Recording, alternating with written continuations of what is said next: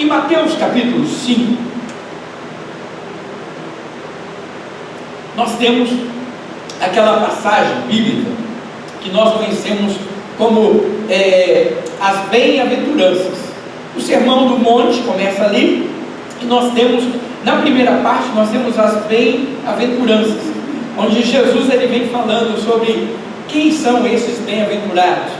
Bem-aventurado aquele que tem fome e sede de justiça, que esse vai ver o céu. Bem-aventurado o perseguido, né? E ele vem falando coisas assim, e tem algumas passagens que nos deixam até, né, preocupados, no sentido de falar, puxa vida, isso vai acontecer comigo, onde ele fala, bem-aventurados sois quando mentindo vos injuriardes, por amor ao meu nome. Ó, tem essas coisas, mas ele encerra essa parte das bem-aventuranças, falando e dando para nós algumas recomendações. E eu gostaria de ler com vocês em Mateus capítulo 5, versículos 13 a 16, 3 recomendações que Jesus deixa para nós, que eu gostaria de compartilhar com vocês nessa manhã. São 3 conselhos que ele nos dá, para que nós vivamos isso, para que nós então possamos glorificar o nome dele. Porque não adianta nós pensarmos em sermos bem-aventurados, se nós não estamos dispostos a cumprirmos aquilo que ele pede para que nós façamos. E ele diz assim, em Mateus capítulo 5, versículo 13 a 16, vocês são o sal da terra, mas se o sal perder o seu sabor, como restaurá-lo? Não servirá para nada, exceto para ser jogado fora e pisado pelos homens. Vocês são a luz do mundo. Não se pode esconder uma cidade construída sobre um monte. E também ninguém acende uma candeia e coloca debaixo de uma vasilha. Pelo contrário, coloca num lugar apropriado, e assim ilumina a todos os que estão na casa. Assim brilhe a luz de vocês diante dos homens, para que vejam as suas boas obras e glorifiquem o Pai de vocês que está no céu. Que Deus abençoe a sua palavra. Vamos orar? Pai Celestial, nós queremos pedir a tua bênção sobre a tua palavra, que ela seja real em nossas vidas, que ela fale aos nossos corações, porque nós precisamos ouvir a tua voz, em nome de Jesus. Amém. Irmãos, quando nós pensamos nas bem-aventuranças, nós pensamos em tudo aquilo que Jesus tem falado sobre bem-aventurado aquele que faz alguma coisa. E Mahatma Gandhi, Mahatma Gandhi, a gente conhece a história de Mahatma Gandhi, aquele indiano que lutou contra uma opressão inglesa no seu país, lutando pela independência do seu país, tendo uma postura pacifista. E esse homem é muito referendado. E uma vez ele virou e falou o seguinte: me mostre um cristão que viva as bem-aventuranças, que eu me torno um cristão também. Aí a gente pensa, puxa vida, ele falou isso, ele desafiou, e não tinha pessoas cristãos que vivam a bem-aventurança. Eu vou falar assim, faltou ao Mahatma Gandhi um pouco de ótica, porque existem pessoas assim, existem cristãos que vivem o que está escrito ali nas bem-aventuranças, sim. E se ele olhasse com mais acuidade, se ele olhasse com mais cuidado, ele então deixaria de ser um hindu e passaria a ser um cristão. Porque nós temos pessoas que vivem sim essas bem-aventuranças na sua íntegra. E eu creio que nós temos procurado viver essas bem-aventuranças na sua íntegra. É claro, irmãos, que quando nós olhamos para o que está escrito ali, nós entendemos que sempre existem algumas coisas que precisamos ser melhores. Então, se você fala, nós temos cristãos que estão vivendo 100% a totalidade das bem-aventuranças, eu vou falar, é impossível nós dizermos isso. Por quê? Porque toda vez que eu me deparo com aquela palavra, eu descubro que existe alguma coisa que eu posso melhorar, que eu posso ser aperfeiçoado, e é o que a palavra de Deus diz que é o cristianismo. O que é o cristianismo? É o moldar do Senhor em nós em todo o tempo, de glória em glória. Nós somos transformados na imagem daquele que nos chamou. A Bíblia diz isso. A Bíblia diz que eu estou sendo moldado, transformado dia a dia. É isso que nós chamamos no cristianismo de santificação. Então, se uma Mahatma Gandhi procurasse em nosso meio pessoas que estão vivendo as bem-aventuranças, ele acharia. Às vezes ele não ia achar naquele patamar que ele esperava, que ele desejava ver, mas ele acharia pessoas que estão vivendo as bem-aventuranças, sim. E eu garanto que com o passar do tempo nós viveremos isso mais ainda, porque nós estamos sendo moldados, acrescidos, santificados no Senhor a cada dia, a cada instante. Mas aí Jesus ele vem e ele faz uma declaração. No final das bem-aventuranças ele fala 3 coisas que nós precisamos ter. E ele chama a responsabilidade destes que vivem a bem-aventurança para fazerem algo neste mundo. E o que é que ele quer que a gente faça neste mundo? Ele quer que a gente faça a diferença. Ele nos conclama, e esses versículos de 13 a 16 nos mostram uma convocação de Jesus a cada um de nós que somos cristãos, a cada um de nós, eu gosto de usar o termo crente, a cada um de nós que somos crentes em Jesus Cristo, que o aceitamos como Senhor das nossas vidas, que dizemos que Ele é dono do nosso ser, que Ele é dono de quem eu sou, de tudo que eu tenho. Ele nos conclama a vivermos e fazermos diferença neste mundo. Ele fala: olha, nós e vocês vocês não podem mais ser o quê? Igual aos outros. Nós temos que ser diferentes. E aí tem gente que quando ouve isso fala: opa, maravilha, agora o pastor vai entrar num assunto bom, ele vai falar que a gente tem que se vestir de maneira diferente, que a gente tem que ter um corte de cabelo diferente, que a gente tem que ter costume. Não, nada disso. Nada disso. Não é isso que faz de nós pessoas diferentes. Eu sempre falo que Jesus, para ser reconhecido, no dia que ele foi ser traído por Judas, a Bíblia fala que Judas teve que dar um beijo nele para que os soldados vissem quem ele era, porque ele era igual aos outros. Olhando de fora, olhando a sua aparência, olhando a roupa que ele usava, olhando como ele se comportava, olhando o seu corte de cabelo, ele não se diferenciava em nada dos outros. Tanto que para reconhecê-lo, Judas falou assim: olha, aquele que vocês virem eu dando o beijo, é esse que é o Jesus, que é o Messias, que vocês têm que prender. Ou seja, não tinha nenhum problema ali de aparência física. Então, irmãos, ser diferente, irmãos, não é eu me vestir de maneira diferente ou eu aparentar algo diferente, mas é eu ser diferente. É eu ser na minha essência, no meu caráter, que fatalmente vai me levar a um comportamento diferente, que vai me levar a um tipo de pensamento diferente, que vai me levar também ao quê? A um palavreado diferente, a gosto diferente, a um envolvimento diferente em todos os sentidos. A diferença que Deus pede de mim é resultado da ação dele no meu coração, na minha vida. A diferença que Deus pede de cada um de nós é resultado daquilo que nós temos experimentado dele, de não nos conformarmos com este mundo, de não sermos iguais às pessoas deste mundo no sentido de pecado, no sentido de podridão, no sentido de erro, porque a Bíblia diz em Tiago que o mundo jaz no maligno. O mundo jaz no maligno. E ele nos convoca então para fazermos a diferença nesse sentido.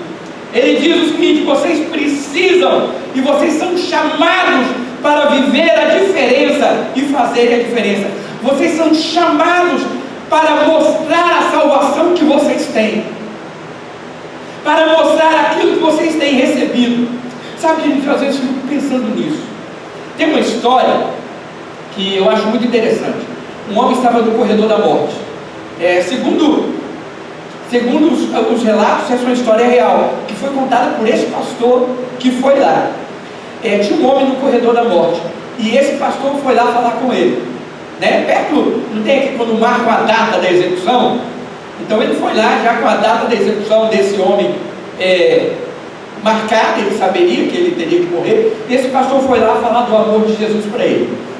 E aí o pastor sentou com ele e falou que Jesus o amava, que Jesus o perdoava, que não importa aquilo que ele tivesse feito, que se ele simplesmente entregasse o seu coração a Jesus, ele seria uma nova criatura, e ele teria a eternidade para viver ao lado de Jesus. E aí ele falou sobre o céu. O que é o céu? E o pastor fez questão de explanar todo o plano de salvação correto, de maneira real e verdadeira, para aquele homem. E aquele homem ouviu tudo isso. No final, aquele homem fez uma pergunta ao pastor. Ele perguntou assim: pastor, o senhor acredita realmente nisso? O senhor acredita realmente nisso que você está me falando? Aí o pastor falou assim: não, eu acredito. Ele falou: pastor, porque é o seguinte, se eu acreditasse no que o senhor está falando, de verdade, se eu acreditasse no que o senhor está falando, eu acho que eu andaria esse mundo todo de joelho gritando isso o tempo inteiro para as pessoas ouvirem. Porque isso que você está me falando é tão especial, é tão grande, que não pode ser comunicado para alguém no dia que a morte dele foi marcada, somente. Que não pode ser comunicado de qualquer forma. Mas o senhor realmente acredita nisso? O pastor ouviu aquilo, pediu para orar por ele, orou por ele e foi embora. E foi ele quem escreveu essa história, segundo os relatos. Porque diz ele que depois daquele questionamento, a forma dele anunciar Jesus mudou. A forma dele falar de Jesus mudou. E eu fico pensando em nós, amados. Irmãos, você acredita que você tem uma mensagem em mãos que pode transformar a vida das pessoas que estão ao seu redor? Eu acredito. Eu acredito que o evangelho que nós pregamos pode mudar a vida de pessoas. Eu acredito que o evangelho que nós, não é o evangelho que é meu, é o evangelho que nós temos nas mãos, porque Deus nos deu esse evangelho. É o evangelho que nós temos a condição de pregar. Essa palavra pode transformar o homem, porque a Bíblia diz que o evangelho é o poder de Deus para a salvação de todo aquele que nele crê. Eu acredito mais que nós temos a condição de ver famílias sendo restauradas. Eu acredito que nós temos a condição de, com o evangelho, vermos vidas sendo resgatadas do inferno e mudadas totalmente. Aquele que roubava não rouba mais, aquele que mentia não minta mais, aquele que falava palavrão não vai falar mais, aquele que vivia em gritaria, em iras, isso não vai mais acontecer, porque ele agora não vai deixar mais o sol se pôr sobre a sua ira. Ele vai perdoar com o amor que Cristo perdoou. Eu acredito, amados, no poder do evangelho. E eu pergunto, você também acredita nisso? Às vezes eu me vejo meio fariseu nesse aspecto. É verdade. Eu falo, eu acredito nisso tudo. Mas às vezes eu não me vejo tão empenhado em levar isso às pessoas que estão ao meu redor precisando. Por mais que eu faça, eu ainda me vejo aquém. Porque, irmãos, nós temos a condição de abençoar vidas. E nós muitas vezes não fazemos essa diferença. Não é verdade? A gente se cala. A gente se omite. Mas Jesus nessa manhã, ele disse para nós o seguinte: olha, eu quero chamar vocês para vocês fazerem a diferença. E a primeira coisa que ele usa para isso, ele usa uma expressão. Ele fala assim: sal da terra. Vocês são o sal da terra. Está lá no versículo 13. Sabe, irmãos, é interessante como que a Bíblia mostra a importância do sal. O sal, ele tem uma importância muito grande na Bíblia, né, e na vida, para temperar, para preservar e para limpar. Sal serve para isso tudo, né? Falei aqui que temperar, eu estava até lembrando que eu estava preparando esse sermão. Eu preparei ele ontem, assim, escrevendo. Aí eu estava lembrando, como eu falei assim, conservar. Irmãos, eu lembrei de carne de sol, lá da Bahia. Irmãos, uma carninha de sol com um aipimzinho frito é coisa boa. E olha que eu não como carne vermelha, né? Mas tem uma carninha de sol de porco, então, aquilo é maravilhoso. Não sei se vocês conhecem carne de sol. Não é carne seca, é carne de sol. Você passa sal nela e põe no sol. E o sal não deixa a carne apodrecer, não. Preserva e penetra ali nela. E, irmãos, aquele negócio, eu vou falar para você, viu? Nesse horário assim já começa a dar fome, né? Mas isso é conversa para outros momentos. Mas, irmãos, o sal, ele conserva, ele tempera e ele limpa. O sal serve para isso. E a Bíblia fala do uso do sal em toda a palavra. Lá em Levítico capítulo 2, versículo 13, diz assim: toda a oferta dos teus manjares temperarás com sal. A tua oferta de manjares não deixarás faltar o sal da aliança do teu Deus. Em todas as tuas ofertas aplicarás sal. Irmãos, aquilo que era oferecido ao Senhor não era oferecido sem tempero, não. Tinha que ter sal. Está aqui. Toda a oferta deveria levar o quê? Sal. A oferta tinha que ir temperada, ela tinha que ir purificada, ela tinha que ter sal para se conservar. Tudo isso tinha que ser dado ao Senhor. Jó, capítulo 6, versículo 6, diz assim: comer-se-á sem sal o que é insípido. Irmãos, comida sem sal é horrível, fala a verdade. Nossa, quando a gente até acostuma, né, com comida mais sem sal, com o passar do tempo.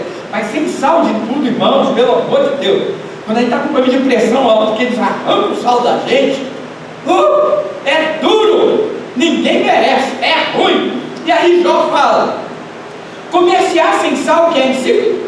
Haverá sabor na clara do ovo? Irmãos, ovinho sem sal. Olha, eu amo ovinho. Tenho que confessar para vocês que um ovinho frito assim, né, com um salzinho, até uma pimentinha, fica perfeito. Agora, irmãos, já comeu ovo sem sal? A clara do ovo sem sal é sem graça demais. Ou seja, não tem nada. E aí o Jó fala: irmãos, a vida e aquilo que nós temos que fazer necessita de sal. Em Ezequiel 16:4 diz assim: quanto ao teu nascimento, no dia em que nasceste, não te foi cortado o umbigo, nem foste lavada com água para te limpar, nem esfregada com sal, nem envolta em faixas. Quando o bebê nascia, para a purificação do bebê, eles cortavam o umbigo e passavam sal, porque ajuda na cicatrização e ajudava na purificação da criança. E aqui ele está falando, né, para Ezequiel, que isso não aconteceu lá com ele. Então, irmãos, o sal, ele era muito importante dentro do contexto judeu, ele é muito importante dentro do contexto bíblico. E nós, amados, aqueles que conhecem um pouco de culinária, sabem que o sal também é importante e extremamente necessário para trazer o quê? Conservação e sabor à comida, não é? Aí a Bíblia vira e fala para nós: vocês são o sal da terra. Ou seja, é-me dada uma responsabilidade baseada naquilo que o sal significa. Quando essa expressão é declarada: Miel, se você é o sal da terra, eu tenho que entender, então, algumas realidades que eu tenho que fazer. Eu existo para conservação. Eu tenho que ser aquele que estou neste mundo para preservação.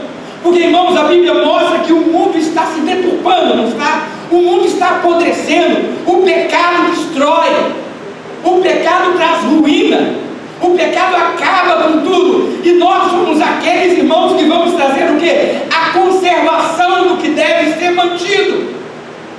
Nós somos, irmãos, aqueles que têm que se levantar como baluartes da verdade, como aqueles que vão mostrar o que é verdadeiramente uma conduta moral correta.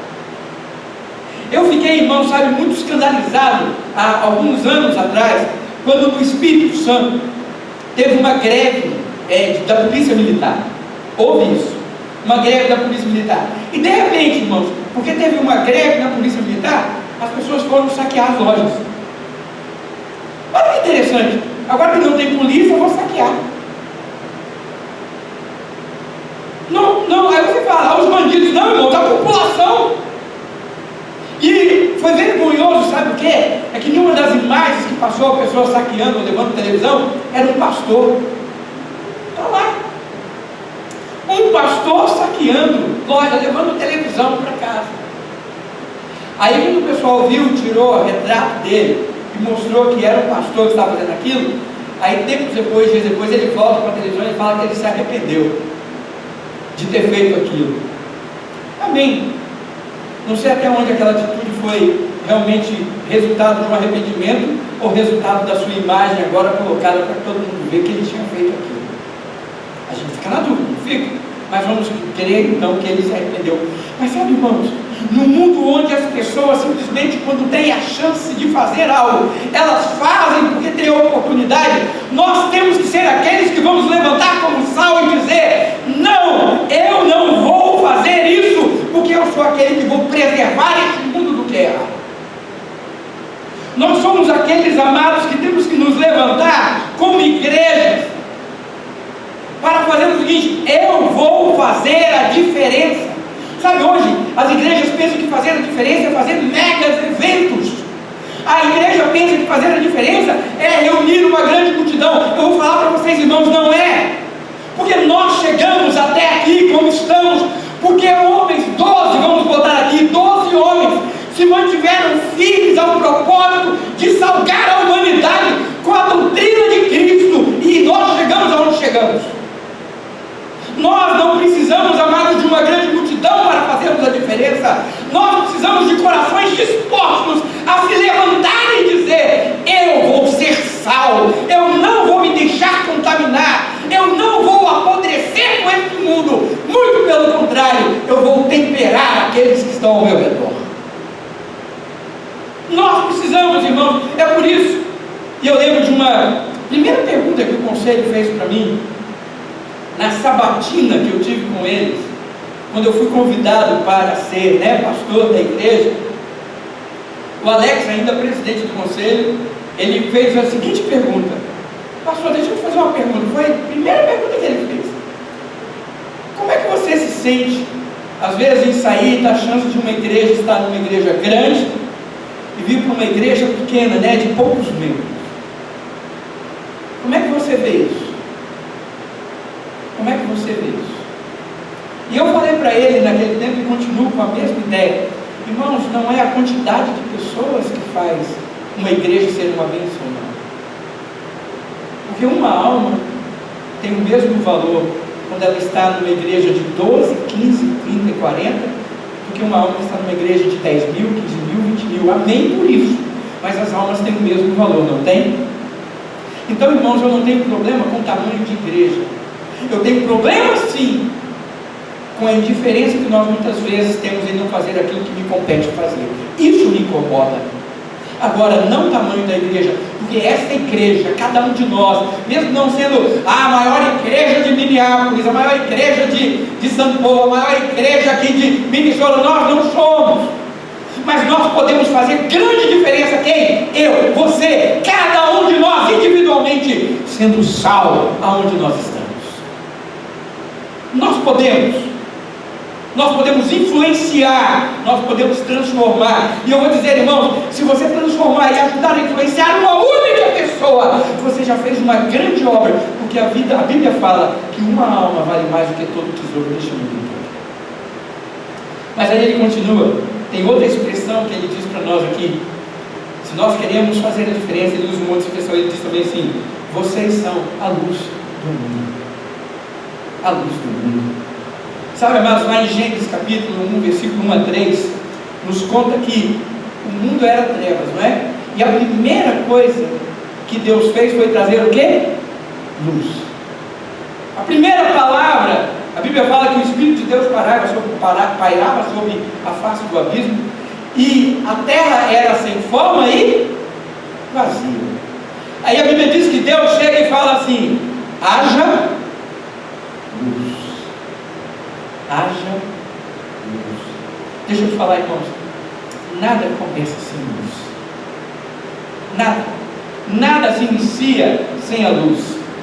E a Bíblia diz em Mateus capítulo 4, versículo 12 a 17 o seguinte: e o povo que vivia em trevas viu uma grande luz, falando de Jesus. E o povo que vivia em trevas viu uma grande luz. E quando essa luz chegou, Jesus virou e começou a pregar assim, está lá no versículo 17: olha, arrependei-vos, porque o reino de Deus é chegado até vós. Arrependei-vos, porque o reino de Deus é chegado até vós. Irmãos, viver na escuridão é algo horrível. De todas as limitações físicas, lógico, toda limitação para aquele que o tem, né, a limitação dos seus sentidos, todas elas com certeza são ruins, mas eu acho que a falta da visão deve ser algo tenebroso. Não que a pessoa, ela vai ter a luz, né, ela consegue ler, ela consegue fazer, mas você não enxergar, você não conseguir contemplar algumas coisas que a natureza tem, realmente é um peso, não é? Vamos imaginar, é um peso tremendo. A escuridão, irmãos, é algo que nos traz medo, não é verdade? Se fica tudo escuro, a gente logo acende vela, a gente logo procura, a gente não gosta de ficar no escuro muito tempo, não. A gente quer ter, por quê? Porque a luz me faz tatear, a falta da luz me faz tatear, não me faz enxergar as coisas direito. Já comeu no escuro, no breu total? Já aconteceu uma vez de acabar a luz, você não ter nem, a luz não, acabar a energia, né? Acabar a energia, você ficar no escuro e o prato na sua frente, você servir, irmão, você não sabe o que você pega, né? Como é que você pega? Se a gente for fazer um jantar romântico, não tem nem uma luzinha de vela para a gente ver o que está comendo, fica horrível. Irmãos, escuro demais. A esposa pede o beijo, você beija o nariz dela, você não está beijando a boca. Você vai assim uma vez e bate no olho. Está escuro, você não está vendo nada. Amados, a escuridão confunde. A escuridão nos faz andar por caminhos errados. A escuridão, amados, nos leva a trilhar nos caminhos que não deveríamos trilhar. E a Bíblia